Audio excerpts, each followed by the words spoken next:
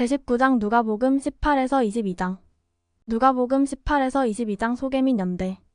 누가복음 18에서 22장은 구주의 지상 성역 마지막 주간에 그분이 예루살렘을 향하신 과정과 거룩한 성에 도착하신 후에 일어난 사건들을 전한다. 이 장들은 누가복음 15장에 소개된 중요한 주제, 즉 예수 그리스도께서는 잃어버린 자를 찾아 구원하려 오셨다는 주제를 보조한다. 누가복음 19장 10절 또한 누가복음 15장 6절, 9절, 24절 참조 따라서 이 장들은 사회와 하나님에게서 스스로 멀어진 개인들에 대한 그분의 동정심을 보여준다. 예를 들어 과부는 사회의 가장 취약한 사람에 속하며 세리는 가장 경멸을 받는 계층 중 하나인데도 누가복음에 유일하게 기록된 구주의 두 가지 비유에서 그들은 긍정적인 본보기로 나온다. 누가복음 18장 1에서 14절 참조 또한 누가는 많은 사람들에게 타락해서 구속받을 수 없다고 여겨졌던 세리장 삭개오의 개종을 기록했다. 누가복음 19장 1에서 10절 참조 누가복음 18에서 22장은 구주께서 겟세마네에서 겪으신 고통으로 끝이 난다.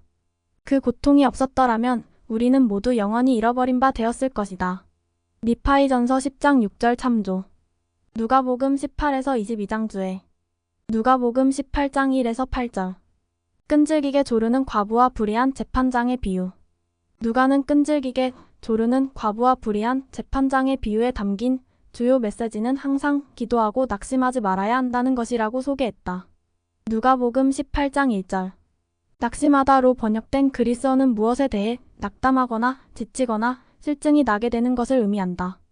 이 비유에서는 포기하지 않고 기도하는 것을 재판장에게 불의를 바로잡아 달라고 계속해서 호소하는 과부로 묘사한다. 12사도 정원회의 제프리 알 홀런드 장로는 이렇게 가르쳤다. 외롭고 쓸쓸하며 힘든 시기가 찾아올 때 우리는 견디며 계속 나아가야 합니다. 그것이 바로 구주께서 끈질기게 조르는 과부의 비유에서 주신 메시지였습니다. 계속 문을 두드리십시오. 계속 애원하십시오. 그러는 동안 하나님께서 여러분의 울부짖음을 들으시며 여러분의 고통을 아신다는 것을 깨달으십시오. 그분은 여러분의 아버지이시며 여러분은 그분의 자녀입니다. 레선즈 프롬 리버티 JAIL 세트 2009 30끈기는 신앙과 소망이라는 기본 복음 원리를 뿌리로 한다. 끈기는 우리의 행동을 통해 우리 삶에 주님의 축복이 임할 것이라는 신앙을 나타낸다. 즉각적인 메시지. 지본 토켈슨 그분께 밤낮 부르짖으라 누가복음 18장 7절. 이 비유는 구주께서 하나님의 완전하심을 사람의 불완전함과 대비함으로써 그분의 완전성에 대해 가르치신 또 하나의 예이다. 누가복음 11장 5에서 8절, 11에서 13절. 누가복음 11장 5에서 10절 주에 참조 12사도 정원회의 브루스 알 맥콩키 장로는 이렇게 설명했다.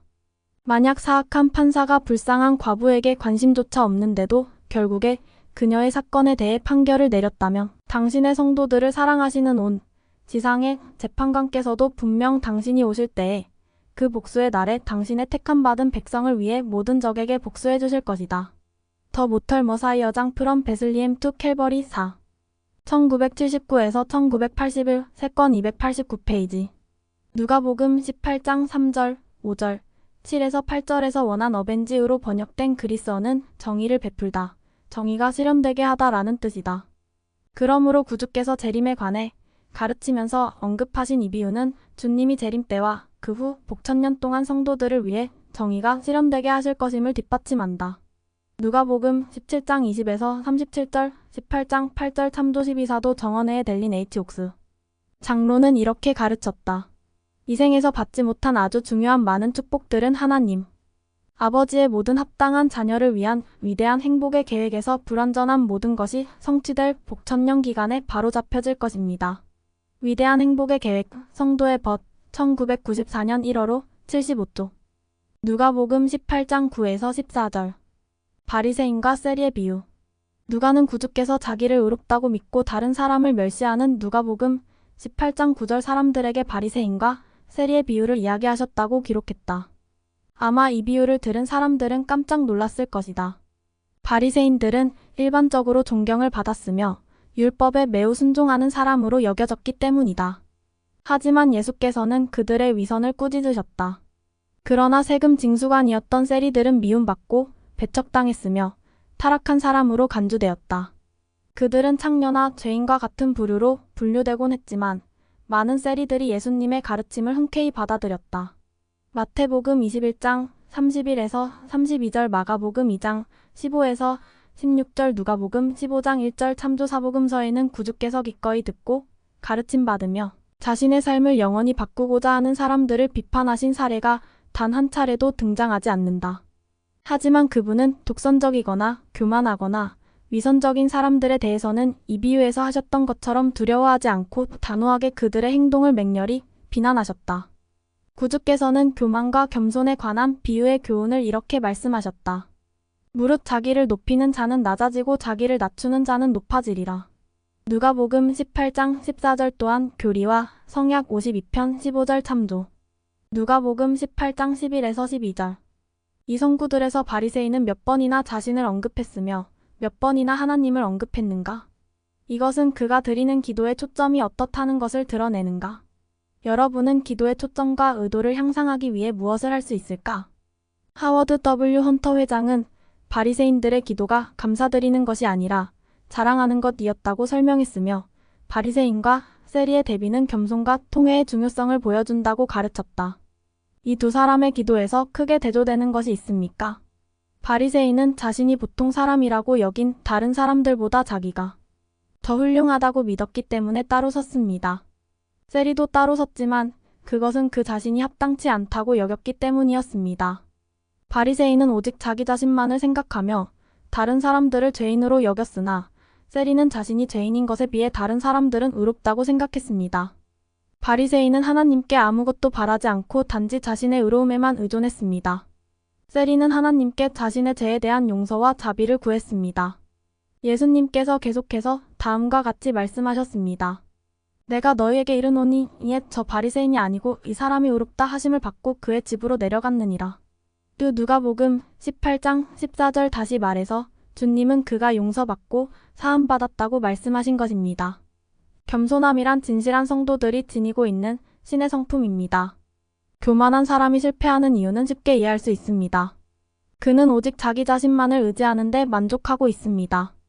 교만한 사람은 그 자신이 하나님으로부터 떨어져 나갈 때 그는 이미 더 이상 빛 가운데서 거하지 못하게 됩니다. 역사를 통하여 우리는 자기를 높이는 자는 낮아졌고 낮추는 자는 높아지는 것을 보아왔습니다. 사람들의 왕래가 빈번한 곳에는 어디나 바리새인과 세리들이 있습니다. 그들 중 한 사람으로 우리도 불리게 될 것입니다. 바리새인과 세리, 성도의 벗, 1984년 7월 99쪽. 누가복음 18장 15에서 43절. 이 교재의 다른 부분에 나오는 주의. 누가복음 18장에 나오는 구주의 성역 중에 있었던 가르침과 사건의 다수는 마태복음과 마가복음에도 나온다. 이런 가르침과 사건에 대한 주해를 이 학생 교재의 어느 부분에서 찾을 수 있는지를 다음 도표에서 확인한다. 누가복음에서 각 주제가 나오는 위치. 누가복음 18장 15에서 17절. 구주께서 어린아이들을 축복하셨다. 이 교재에 나오는 주해.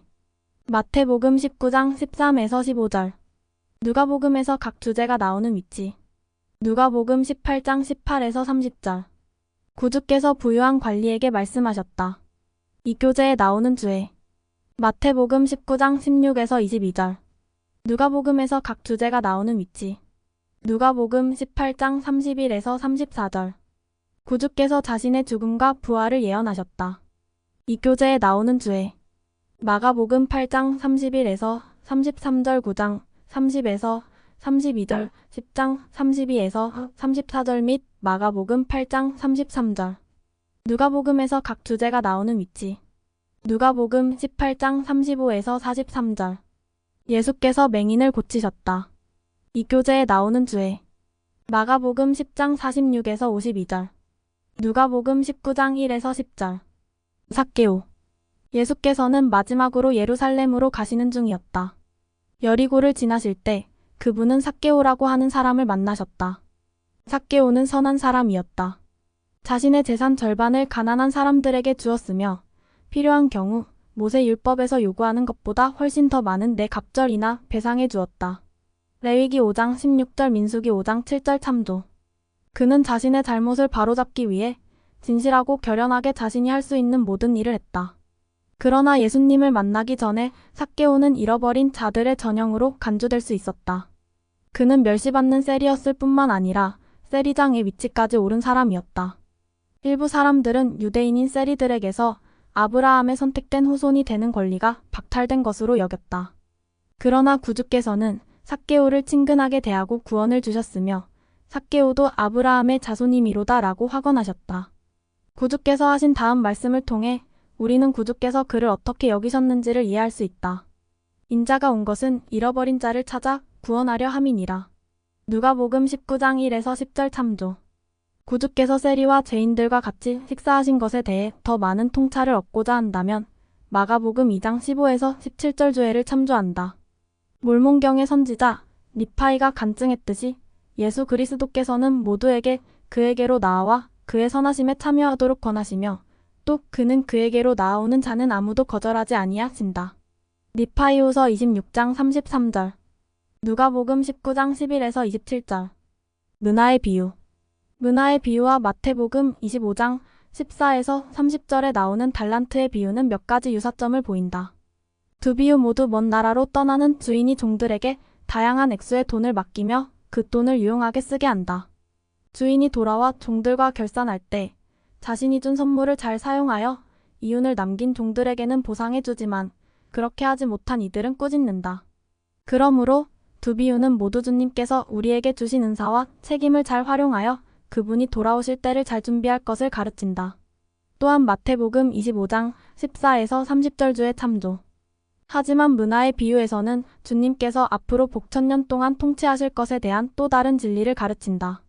이 비유에서는 예수 그리스도께서 예루살렘에서 거절당하실 것이며 누가복음 19장 14절 참조 왕으로서 그곳을 당장 다스리시지는 않을 것임을 시사한다. 누가복음 19장 11절 참조 브루스 알 맥콩키 장로는 역사적인 맥락에서 이 비유의 중요성을 다음과 같이 설명했다. 예수께서는 마지막으로 예루살렘으로 가시는 중이셨다. 그분은 약 10일 후에 십자가 위에서 돌아가실 것이며 대부분의 유대인에게는 그분이 약속된 메시아의 왕국을 세우는 일에 실패하신 것으로 보일 것이다.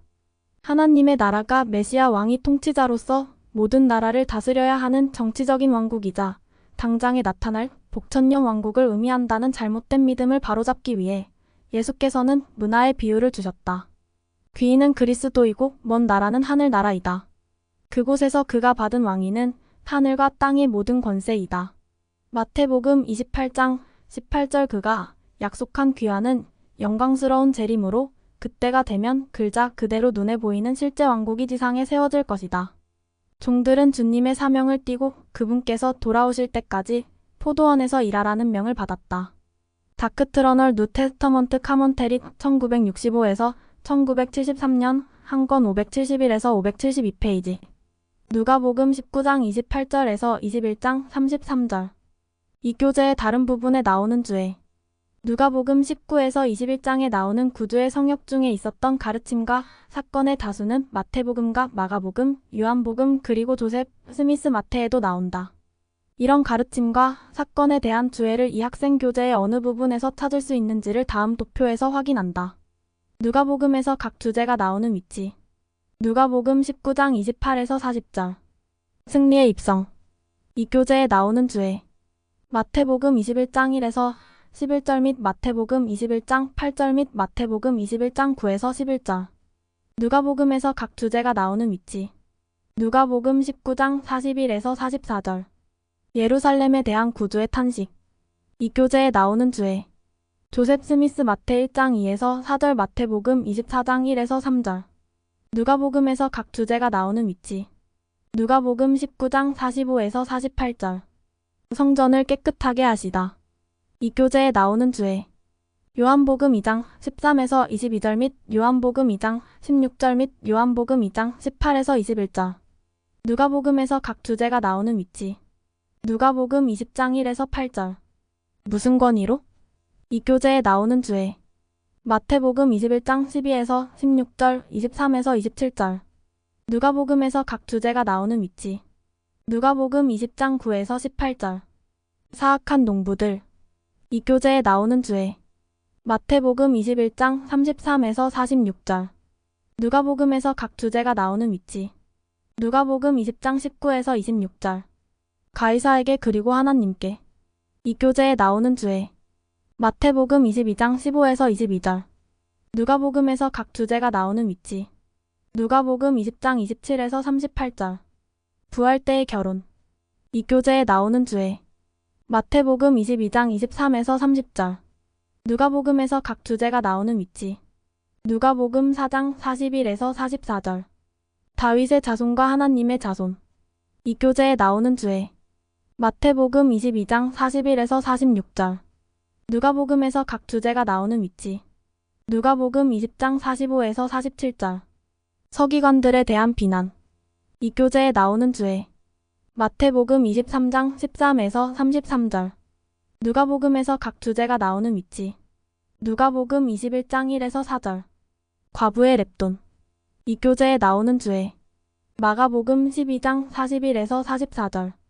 누가복음에서 각 주제가 나오는 위치. 누가복음 21장 5에서 38절. 예루살렘의 파괴와 재림. 이 교재에 나오는 주에. 조셉 스미스 마태 1장 2에서 4절 마태복음 24장 1에서 3절 및 조셉 스미스 마태 1장 4절 마태복음 24장 3절. 누가복음 21장 19절. 너희의 인내로 너희 영혼을 얻으리라. 제1회장단의 디터 F. 우트도르프 회장은 누가복음 21장 19절의 의미를 이렇게 가르쳤다. 인내는 온전하게 되는 과정입니다. 구주께서도 너희의 인내로 너희 영혼을 얻으리라 라고 말씀하셨습니다. 누가복음 21장 19절 참조 다른 그리스어 번역본에는 너희의 인내로 너희 영혼의 참주인이 되리라 라고 되어 있습니다. 인내는 우리가 받는 것보다 기다리는 과정 속에서 더 많이 성장한다는 것을 알고 신앙을 지키는 것을 뜻합니다. 구주의 시대에도 그러했고 이는 우리 시대에도 마찬가지입니다. 이 후기에 우리도 너희가 온전하게 되기까지 계속하여 인내하라 라는 계명을 받았기 때문입니다. 교리와 성약 67장 13절 계속 인내하십시오. 리아오나 2010년 5월 59쪽. 누가복음 21장 24절 이방인의 때가 차기까지. 1841년 10월 24일 올슨 하이드 장로가 예루살렘의 감람산을 찾아가 헌납 기도를 드렸다. 이방인의 때라는 문구가 성경에서는 누가복음 21장 24절에 유일하게 나오며 후기의 계시에도 세 차례 등장한다. 교리와 성약 45편 25절, 28절, 30절 참조. 신약시대 때 복음은 먼저 유대인에게 그런 다음 이방인들에게 전해졌다. 로마서 1장 16절 참조 후기에는 회복된 복음 메시지가 먼저는 이방인 나라에 전해지고 그런 다음에는 유대인들에게 전해지게 된다. 교리와 성약 133편 8절 참조 이방인들이 우선해서 복음을 받아들이는 시기를 이방인의 때라고 부른다. 조셉 필딩 스미스 회장은 이렇게 말했다. 이방인의 때는 우리 구속주께서 돌아가신 직후에 시작되었다. 유대인들은 곧 복음을 거절했으며 그러고 나서 바로 이방인들에게 복음이 전해졌다. 이방인의 때는 그때로부터 지금까지 계속되었다. 처치 히스터리 언드 마던 레벌레이션 2 1953 한 권 196페이지 또한 스미스 회장은 이방인의 때가 찬 것에 대해 이렇게 말했다. 예수님께서는 유대인들이 모든 나라로 흩어지겠고 예루살렘은 이방인의 때가 차기까지 이방인들에게 짓밟힐 것이라고 말씀하셨습니다. 누가복음 21장 24절 교리와 성약 45편 24에서 29절에 나오는 유대인들에 관한 예언은 문자 그대로 성취되었습니다.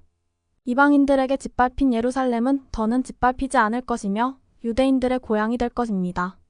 유대인들이 팔레스타인으로 돌아오고 있으며 이로써 우리는 이방인의 때가 거의 끝나감을 알 수 있습니다.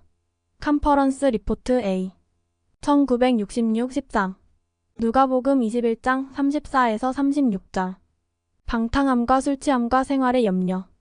누가복음 21장에 나오는 예루살렘의 멸망과 재림에 관한 구주의 가르침 중 다수는 마태복음 24장, 마가복음 13장 및 조셉 스미스 밑에에도 나온다.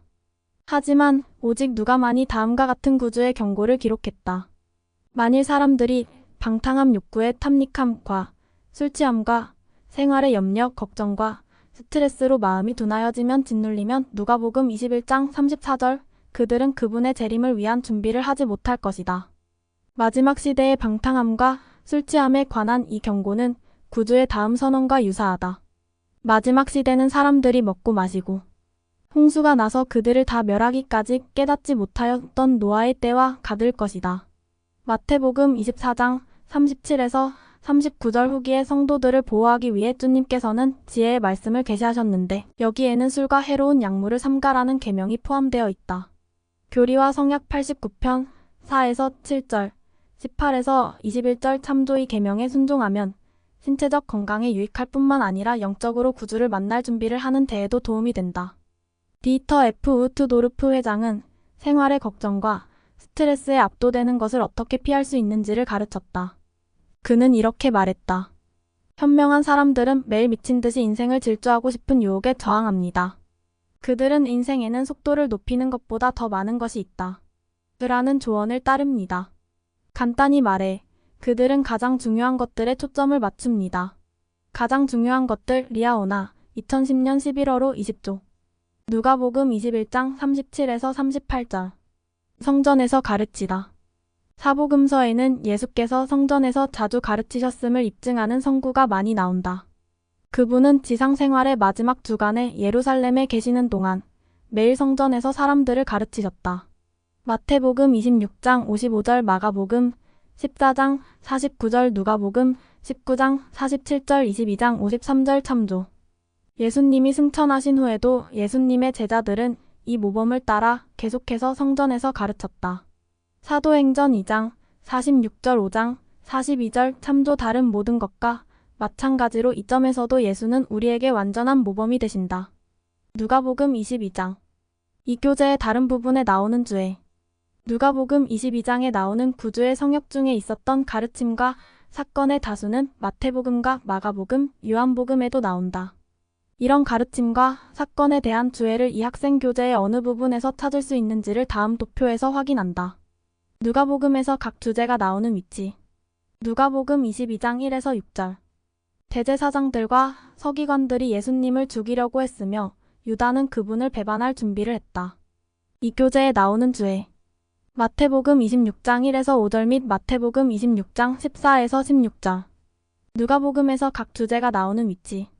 누가복음 22장 7에서 18절. 최후의 만찬이 베풀어졌다. 이 교재에 나오는 주해. 마태복음 26장 17에서 30절 및 요한복음 13장 1에서 17절. 누가복음에서 각 주제가 나오는 위치.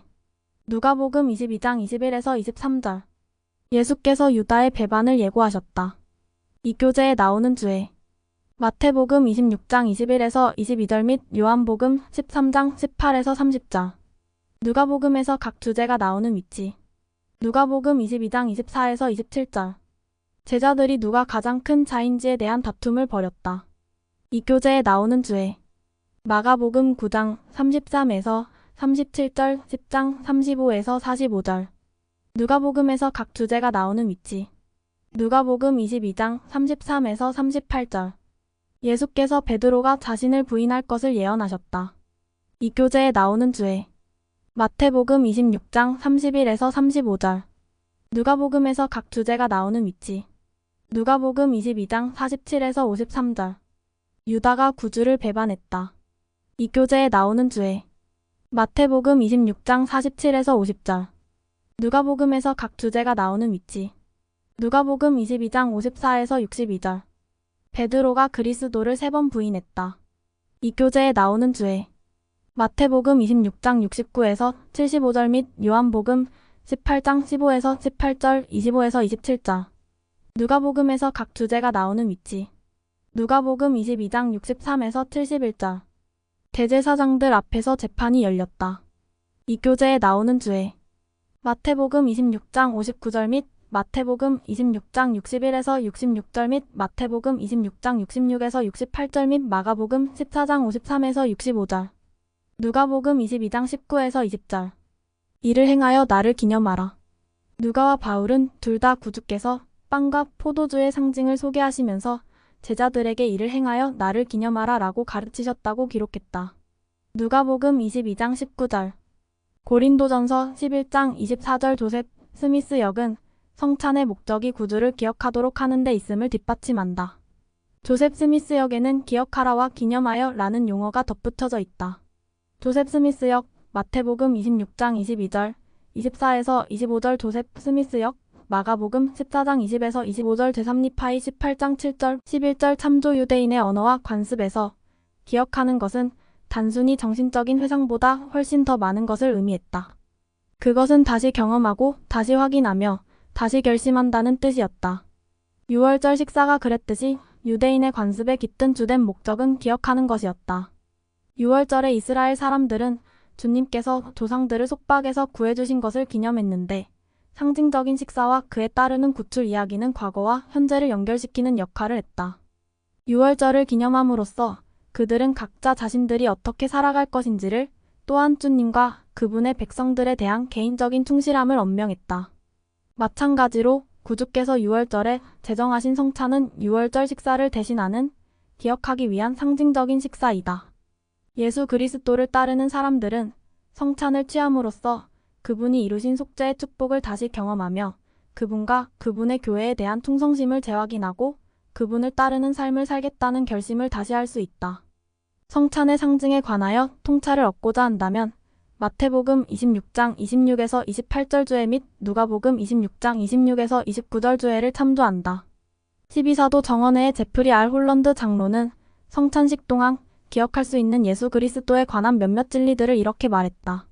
만약 기억하는 것이 우리의 주된 과제라면 그 평범하고도 귀한 상징물이 전달될 때 우리는 무엇을 생각하고 기억해야 하겠습니까?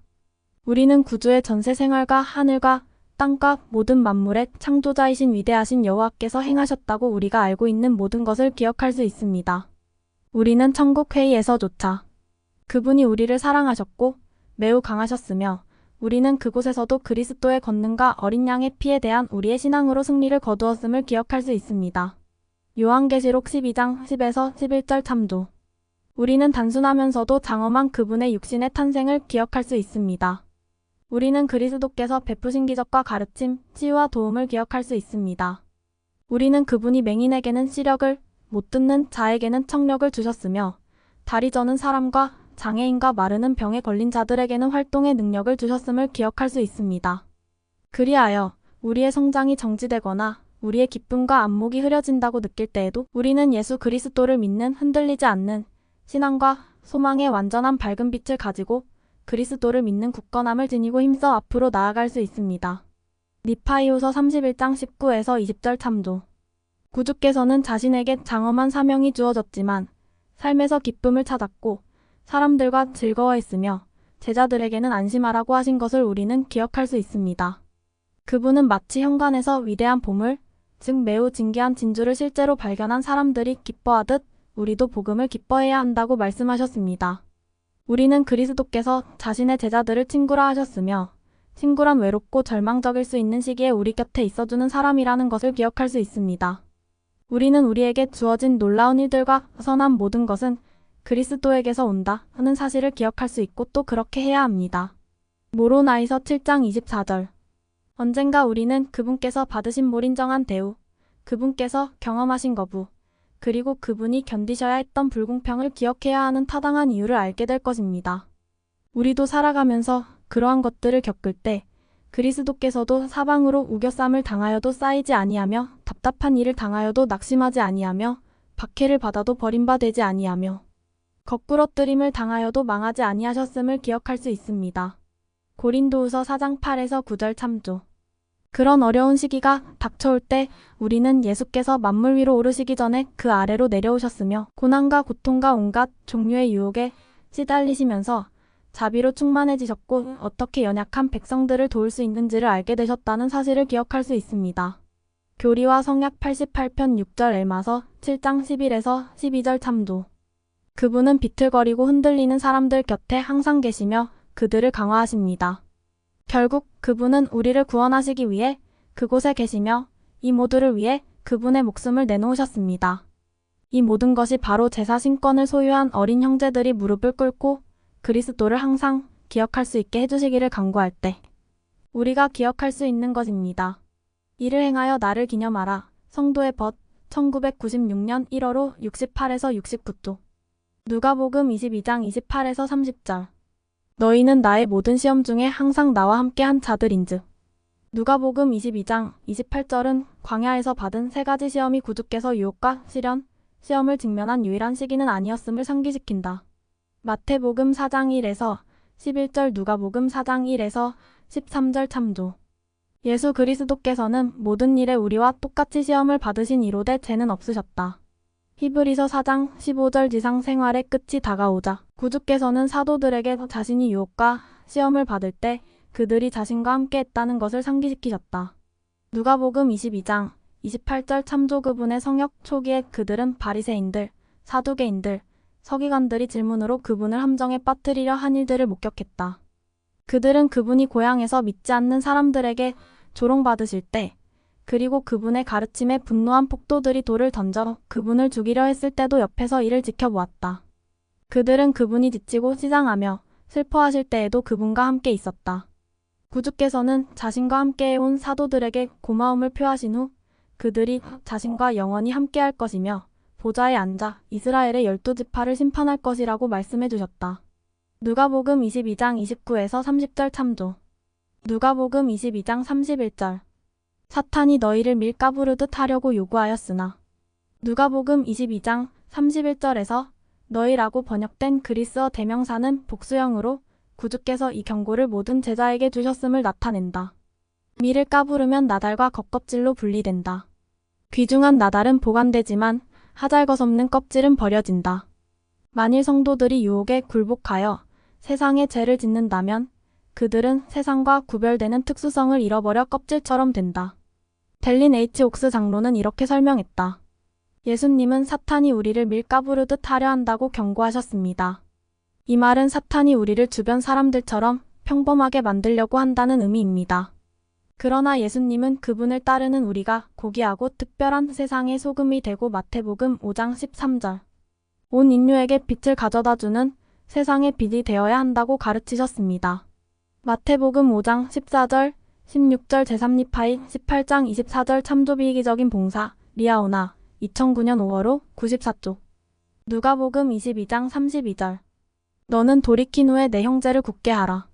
델린 H. 옥스 장로는 누가복음 22장 32절에 기록된 마지막 만찬에서 구주께서는 시몬 베드로에게 계심하는 것의 중요성을 재차 확인하셨다고 언급하며 심지어 진리에 대한 간증을 가진 사람에게도 그 중요성이 조금도 덜하지 않다.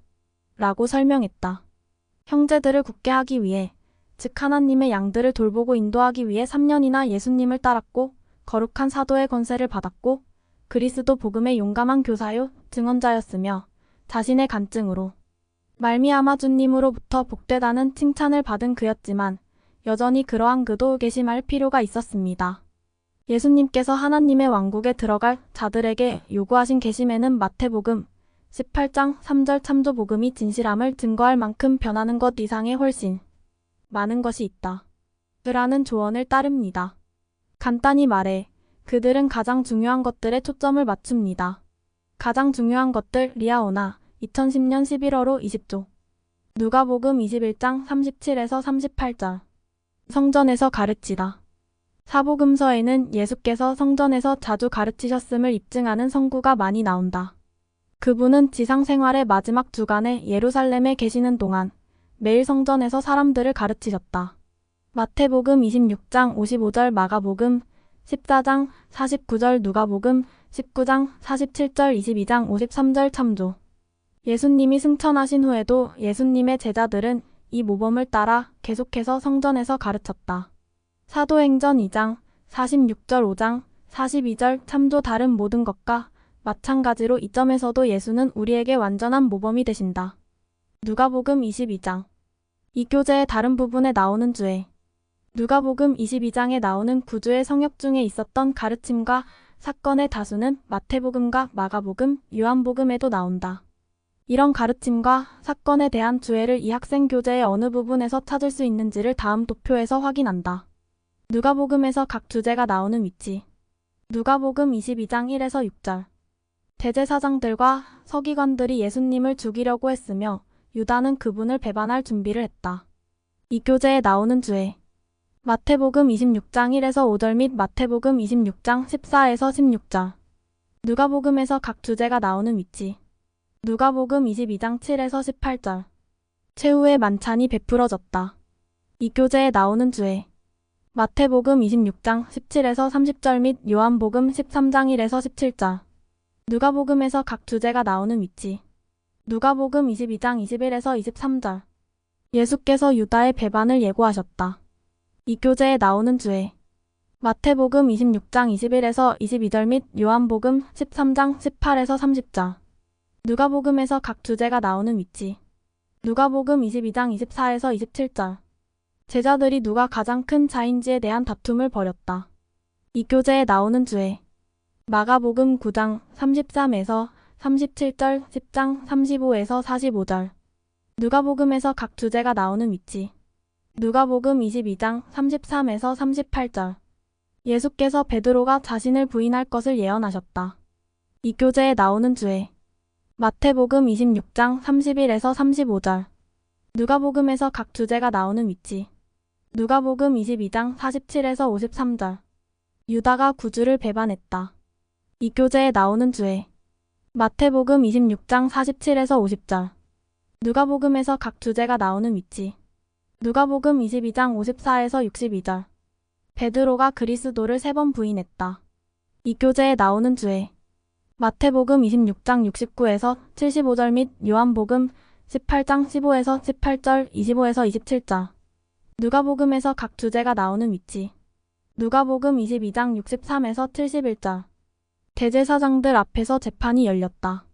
이 교재에 나오는 주에 마태복음 26장 59절 및 마태복음 26장 61에서 66절 및 마태복음 26장 66에서 68절 및 마가복음 14장 53에서 65절. 누가복음 22장 19에서 20절. 이를 행하여 나를 기념하라. 누가와 바울은 둘 다 구주께서 빵과 포도주의 상징을 소개하시면서 제자들에게 이를 행하여 나를 기념하라 라고 가르치셨다고 기록했다. 누가복음 22장 19절. 고린도전서 11장 24절. 조셉 스미스 역은 성찬의 목적이 구주를 기억하도록 하는 데 있음을 뒷받침한다.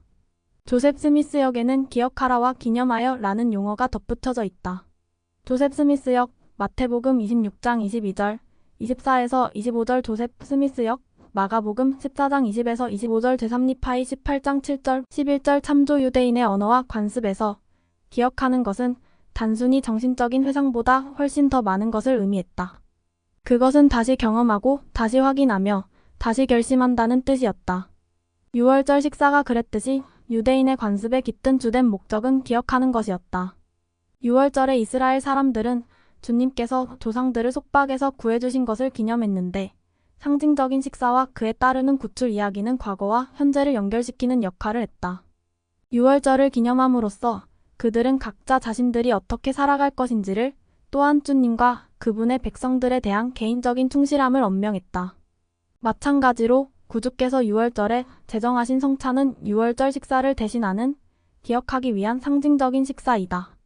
예수 그리스도를 따르는 사람들은 성찬을 취함으로써 그분이 이루신 속죄의 축복을 다시 경험하며 그분과 그분의 교회에 대한 충성심을 재확인하고 그분을 따르는 삶을 살겠다는 결심을 다시 할 수 있다. 성찬의 상징에 관하여 통찰을 얻고자 한다면 마태복음 26장 26에서 28절 주에 및 누가복음 26장 26에서 29절 주에를 참조한다. 12사도 정원회의 제프리 R. 홀런드 장로는 성찬식 동안 기억할 수 있는 예수 그리스도에 관한 몇몇 진리들을 이렇게 말했다. 만약 기억하는 것이 우리의 주된 과제라면 그 평범하고도 귀한 상징물이 전달될 때 우리는 무엇을 생각하고 기억해야 하겠습니까? 우리는 구주의 전세 생활과 하늘과 땅과 모든 만물의 창조자이신 위대하신 여호와께서 행하셨다고 우리가 알고 있는 모든 것을 기억할 수 있습니다. 우리는 천국 회의에서조차 그분이 우리를 사랑하셨고 매우 강하셨으며 우리는 그곳에서도 그리스도의 권능과 어린 양의 피에 대한 우리의 신앙으로 승리를 거두었음을 기억할 수 있습니다. 요한계시록 12장 10에서 11절 참조. 우리는 단순하면서도 장엄한 그분의 육신의 탄생을 기억할 수 있습니다. 우리는 그리스도께서 베푸신 기적과 가르침, 치유와 도움을 기억할 수 있습니다. 우리는 그분이 맹인에게는 시력을, 못 듣는 자에게는 청력을 주셨으며 다리 저는 사람과 장애인과 마르는 병에 걸린 자들에게는 활동의 능력을 주셨음을 기억할 수 있습니다. 그리하여 우리의 성장이 정지되거나 우리의 기쁨과 안목이 흐려진다고 느낄 때에도 우리는 예수 그리스도를 믿는 흔들리지 않는 신앙과 소망의 완전한 밝음, 빛을 가지고 그리스도를 믿는 굳건함을 지니고 힘써 앞으로 나아갈 수 있습니다. 니파이후서 31장 19에서 20절 참조. 구주께서는 자신에게 장엄한 사명이 주어졌지만 삶에서 기쁨을 찾았고 사람들과 즐거워했으며 제자들에게는 안심하라고 하신 것을 우리는 기억할 수 있습니다.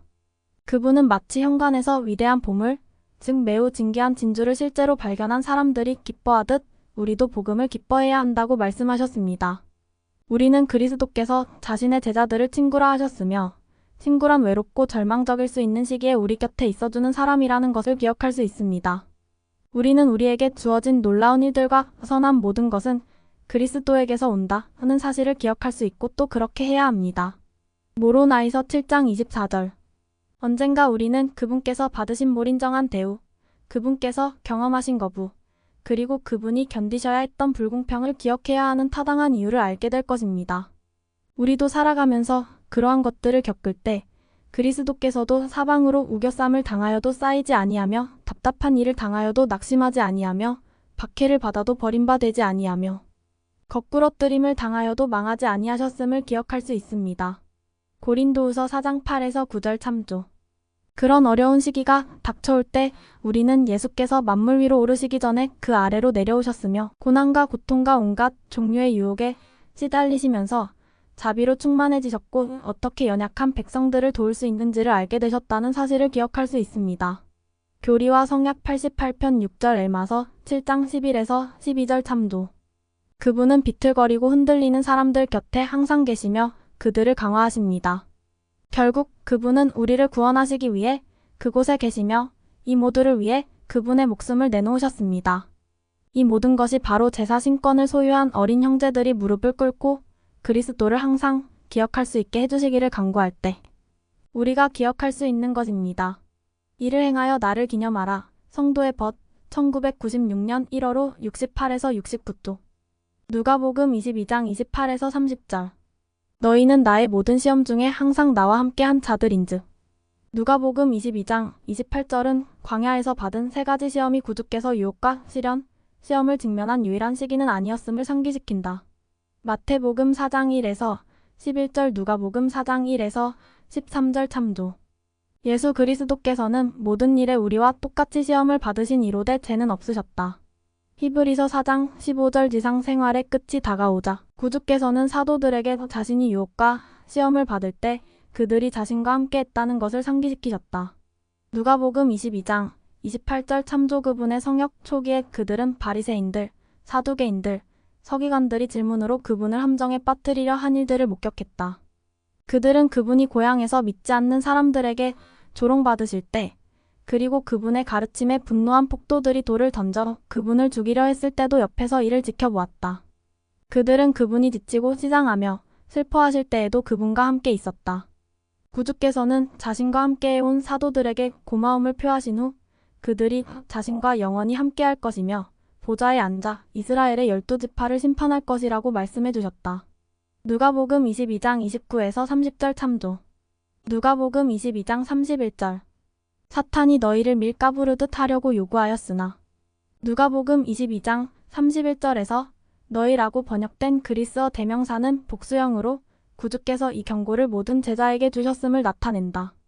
밀을 까부르면 나달과 겉껍질로 분리된다. 귀중한 나달은 보관되지만 하잘것없는 껍질은 버려진다.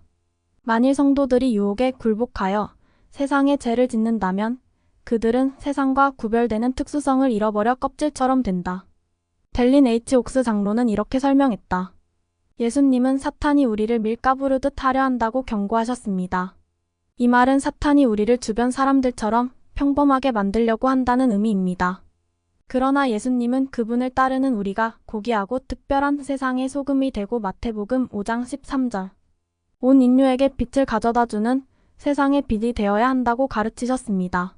마태복음 5장 14절, 16절 제3리파이 18장 24절 참조. 비이기적인 봉사 리아오나 2009년 5월호 94조. 누가복음 22장 32절. 너는 돌이킨 후에 내 형제를 굳게 하라. 델린 H. 옥스 장로는 누가복음 22장 32절에 기록된 마지막 만찬에서 구주께서는 시몬 베드로에게 계심하는 것의 중요성을 재차 확인하셨다고 언급하며 심지어 진리에 대한 간증을 가진 사람에게도 그 중요성이 조금도 덜하지 않다. 라고 설명했다.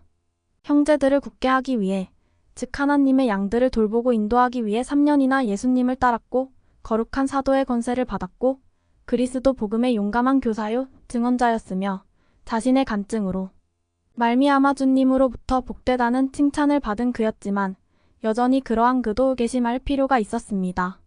예수님께서 하나님의 왕국에 들어갈 자들에게 요구하신 계심에는 마태복음 18장 3절 참조 복음이 진실함을 증거할 만큼 변하는 것 이상의 훨씬 많은 것이 요구됩니다. 간증한다 함은 알고 선언한다는 뜻입니다. 복음은 우리에게 계심할 것을 권유하는데 그렇게 하려면 행함과 됨됨이가 요구됩니다. 우리 가운데 어느 누구라도 전적으로 복음 지식과 간증에만 의지하는 사람이 있다면 예수님께 계심하도록 권유받았던 사도들과 마찬가지로 축복은 받았으나 여전히 미완의 상태로 남아있게 될 것입니다. 우리 모두는 강한 간증을 갖고 있으나 그 간증을 조차 행동하지 않음으로써 계심하지 않는 누군가를 알고 있습니다. 지금 이 순간이야말로 우리 각자가 자신의 계심을 향해 하나님 아버지께서 우리에게 되기를 간절히 바라시는 그러한 존재가 되는 것을 향해 일할 때입니다.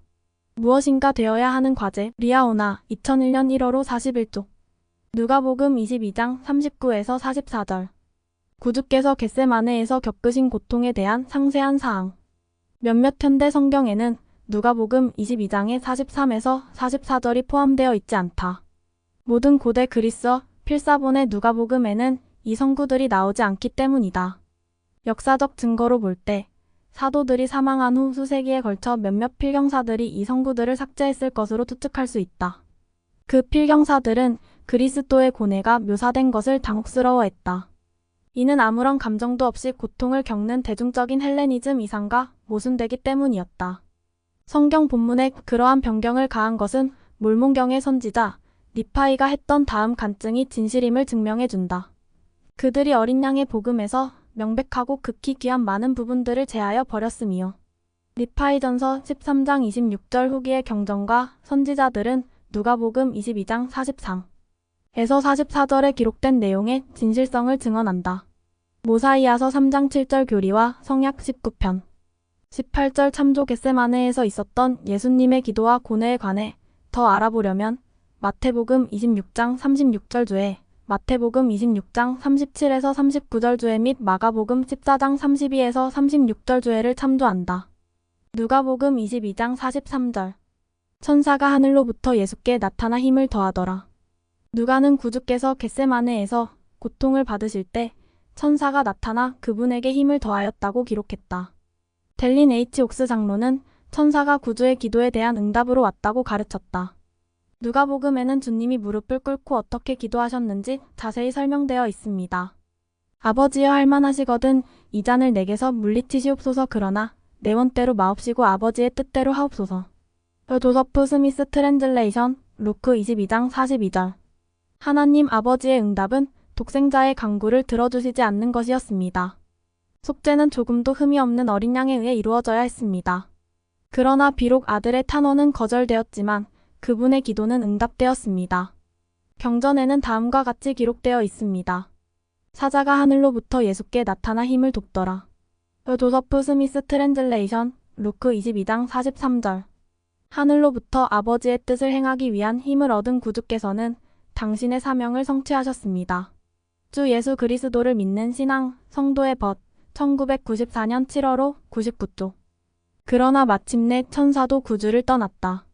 그분 혼자서 위대한 속죄 희생을 완수하는 것이 요구되었기 때문이었다. 이후기에 구주께서는 자신이 영광을 띠고 지상에 올 때 다음과 같이 말하는 자신의 음성을 듣게 될 것이라고 선언하셨다. 나는 홀로 포도즙 틀을 밟았고 모든 백성에게 심판을 가져왔나니 나와 함께 한 자가 하나도 없었도다. 교리와 성약 133편 50절 구주께서는 죄와 사망을 완전히 극복하셨다. 누가복음 22장 44절 힘쓰고 애써 더욱 간절히 기도하시니 제1회장단의 제임스 이 파우스트 회장은 우리의 모든 기도는 진실하며 마음에서 나오는 가장 진지한 느낌으로 해야 한다고 설명했다.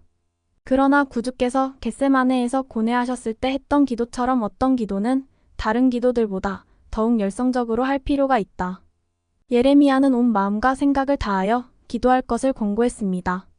예레미야 29장 13절 참조 이노스는 어떻게 자신의 영혼이 굶주림을 느껴 하루 종일 기도하였는지를 자세히 설명했습니다. 이노스서 1장 4절 참조 기도는 그 강도에 있어서 매우 다양합니다. 구주의 경우 격심한 고통의 시각에 더욱 간절히 기도하셨습니다. 누가복음 22장 44절 참조. 어떤 기도는 우리 자신과 우리의 사랑하는 사람들에게 계속되는 축복을 주신 것에 감사를 드리는 한편 그러한 축복을 간구하는 간단한 내용입니다. 하지만 개인적인 커다란 아픔이나 필요사항이 있는 경우에는 단순한 간구 이상이 필요할 수도 있습니다. 기도를 통하여 얻고자 하는 축복은 때로 우리 자신의 일과 노력과 부지런함을 필요로 합니다. 기도라는 구명 밧줄 리아오나 2002년 7월 5 62, 67조. 누가복음 22장 44절. 땀이 땅에 떨어지는 핏방울 같이 되더라. 누가는 구주께서 겪으신 고통 중에는 떨어지는 핏방울도 있었다는 중요한 사실을 상세히 기록한 유일한 복음서 저자이다. 누가복음 22장 44절 온 인류의 무한한 죄와 슬픔, 죄책감을 짊어져야 하는 극심한 압박감으로 비할 데 없는 고통이 임했고 구주의 몸은 혈안증이라고 알려진 신체 상태를 일으켰다. 이 상태는 피부 표면 바로 아래에서 모세혈관의 파열을 초래하여 피부에서 피가 섞인 땀을 흘리게 한다. 보통 사람들은 이 상태라면 모든 땀구멍에서 피를 흘리는 지경에 이르기 전에 사망에 이르게 될 것이나 구주께서는 하나님의 아들이시기에 우리를 위해 이 극심한 고통을 견디실 수 있었다. 다른 경전 구절들도 구주께서 모든 땀구멍에서 피를 흘리신 일의 진실성과 원인에 대해 통찰을 더해준다. 몰몬경에서 베냐민 왕은 이렇게 간증했다. 그리스도께서는 죽음에 이르는 것을 제외하고 사람이 겪을 수 있는 것 이상으로 시험과 육신의 고통, 주림, 갈증과 피로를 겪으리니 이는 보라, 피가 모든 땀구멍에서 나옴이라. 그의 백성의 사악함과 가증함으로 인한 그의 고뇌가 그처럼 크리라. 모사이아서 3장 7절. 바울은 히브리인들에게 보내는 편지에서 초기 기독교인들에게 그리스도께서 죄와 싸우되 피 흘리기까지 대항하셨음을 기억하여 충실히 남으라고 권고했다. 히브리서 12장 4절. 주님께서도 모든 구멍에서 피를 흘리신 것에 대해 친히 말씀하셨다. 교리와 성약 19편 16에서 19절 참조. 12사도 정원회의 제임스 이탈메지 장로는 구주께서 육체적, 정신적, 영적 고뇌를 겪으신 것에 대해 이렇게 설명했다. 그것은 그로 하여금 모든 구멍에서 피를 쏟게 하는 아픔을 느끼게 한 육체적 고통도 정신적인 고뇌만도 아니었으며 오직 하나님만이 경험하실 수 있는 영혼의 영적인 고뇌였다. 육체적으로나 정신적으로 아무리 강인한 인내력을 가진 자라 하더라도 그러한 고통을 감당할 수는 없었을 것이다. 이는 그의 인체기관이 지탱할 수 없게 되어 무의식과 망각의 가사 상태에 빠져버리고 말았을 것이기 때문이었다. 그와 같은 고뇌로 괴로워하던 때에 그리스도께서는 사탄, 이 세상 임금이 위협하는 모든 공포에 직면하여 이를 극복하셨다. 예수 그리스도 613조. 브루스 R. 맥콘키 장로는 구주께서 겟세마네에서 겪으신 고통은 우리의 이해를 넘어서는 것이지만 그분이 겟세마네에서 무엇을 견디셨는지는 우리도 조금은 알 수 있다고 말했다. 우리는 그리스도께서 겟세마네에서 하신 일을 완전하게 알지도 못하고 말할 수도 없으며 인간의 마음으로는 도무지 헤아릴 수가 없습니다. 우리는 그리스도께서 그분의 아버지께서 주신 쓴 잔의 찌꺼기를 남김없이 마시고 모든 구멍에서 피를 흘리신 일을 압니다. 우리는 그리스도께서 죽음에 이르는 것을 제외하고 육신으로나 영으로 인간이 견딜 수 있는 한계 이상으로 고통받으셨음을 압니다. 우리는 우리가 알 수는 없지만 그 어떤 방법으로 그분의 고난이 공의의 요구를 충족시켰고 회개하는 영혼을 죄의 고통과 형벌로부터 구속했으며 그분의 거룩한 이름을 믿는 사람들에게 자비가 임하도록 해주었음을 압니다. 우리는 그리스도께서 무한한 죄의 무게로 고통과 고난을 받아 땅에 엎드려 떨며 가능하면 쓴 잔을 마시지 않으려 하기까지 하셨음을 압니다. 우리는 고된 시련을 받고 있는 그분께 힘을 주고자 영화로운 곳에서 한 천사가 내려왔음을 압니다. 우리는 그 천사가 육신을 입은 사람이 존재하게 하려고 가장 먼저 타락한 미가엘이었을 것으로 추정합니다. 이러한 무한한 고뇌, 비할 데 없는 고통이 서너 시간 계속되었을 것으로 짐작할 수 있습니다. 겟세마네의 죄를 깨끗하게 하는 힘, 성도의 벗, 1985년 7월 5, 11조. 예수 그리스도께서는 겟세마네에서 고뇌를 겪으시는 동안 온 인류의 죄 때문에 고통을 받으셨다. 이에 더하여 그분은 우리의 모든 고통과 고난, 아픔, 슬픔, 질병에 대해 고뇌하는 짐도 지셨다. 이사야 53장 4에서 5절 엘마서 7장 11에서 12절 참조. 70인 회장단의 테드 R. 콜리스터 장로는 지상 생활의 몇몇 경험도 예수께서 지셨던 극심한 묵계에 포함되었을 것이라고 말했다. 셀 수 없을 정도로 많은 병원에 입원해 있는 무수한 환자의 상처를 계산해 본다고 할 때 저울에 올려진 아픔의 무게는 얼마나 되겠는가? 이제 거기에 사회 요양소에서 그저 바깥 세상으로부터 자신을 기억해주는 카드 한 장, 방문 한 번, 전화 한 통을 몹시 갈망하고 있는 잊힌 노인들의 외로움을 더해보자. 굶주린 아이들의 상처와 기근, 가뭄, 전염병에 시달리는 고통도 계속해서 더해보자. 속을 썩이는 자녀가 집으로 돌아오길 바라며 매일 눈물로 간구하는 부모들의 심적 고통도 더해보자. 모든 이혼에 따른 정신적 충격과 모든 낙태의 비극도 포함하자. 어린 나이에 죽은 모든 자녀와 결혼 직후에 배우자를 여의고 겪는 회한도 더해보자. 넘쳐나는 감옥, 초만원의 사회복귀 훈련 시설과 정신병자 수용기관들의 비참함도 더해보자. 여기에 세계 역사상 모든 세기에 겪었던 모든 아픔과 고통, 그리고 끝없이 창조된 다른 많은 세상의 것도 곱해보자. 이 모든 고통을 더해도 구주께서 짊어지신 고통에 비하면 빙산의 일각에 지나지 않는다. 누가 이처럼 태산같이 거대한 시련을 견딜 수 있겠는가? 우리 모두의 구속주이신 예수 그리스도를 제외하고는 아무도 결단코 그 누구도 견딜 수 없다. 더 인퍼넌트 어톤먼트 2105 구주께서 겟세마네에서 겪으신 고통에 관해 더 알아보려면 마태복음 26장 36주에 및 마가복음 14장 32에서 36절 주에를 참조한다. 누가복음 22장 50에서 51절 누가복음 22장 51절에서는 대제사장의 종이 상처를 입은 후에 일어난 일에 관하여 누가가 상세히 기록한 어떤 독특한 내용을 찾아볼 수 있는가? 이 상세한 내용은 구주에 관해 무엇을 알려주는가? 이것은 구주의 지상 성역 전반에 대한 어떤 점을 드러내주는가? 생각해볼 점. 끈질기게 조르는 과부의 비유, 바리새인과 세리의 비유, 구주께서 고통을 겪으실 때 더욱 간절하게 기도하셨다는 진술에서 어떤 진리를 배웠는지 생각해본다. 그런 후에 여러분은 간절하게 기도하는지에 대해 생각해본다. 더욱 간절하게 기도드리기 위해 여러분은 무엇을 할 수 있을까? 다음번 성찬을 취할 때 예수 그리스도에 대해 기억하고 싶은 무엇을 배웠거나 느꼈는가? 제안 과제. 누가복음 22장 32절을 공부한다. 그런 후 다음 경전 구절들을 공부하고 베드로의 계심과 형제를 굳게 하는 그의 능력에 관한 증거를 묘사하는 짧은 글을 써본다. 누가복음 22장 54에서 62절 사도행전 2장 1에서 41절 3장 1에서 16절 4장 13에서 21절 구주께서 자신을 기념하여 성찬을 취하는 것에 대해 가르치신 것을 생각해본다. 누가복음 22장 19에서 20절 그런 후 기억하는 것의 중요성에 대해 다음 경전 구절들이 무엇을 가르쳐주는지 공부한다. 신명기 15장 15절 디모데후서 2장 8절 니파이후서 9장 39절 모사이아서 4장 30절 엘마서 5장 6절 62장 49절 힐라멘서 5장 12절 12장 5절 이 성구들에서 항상 예수 그리스도를 기억하는데 적용할 수 있는 어떤 진리들을 알게 되었는지 열거해본다.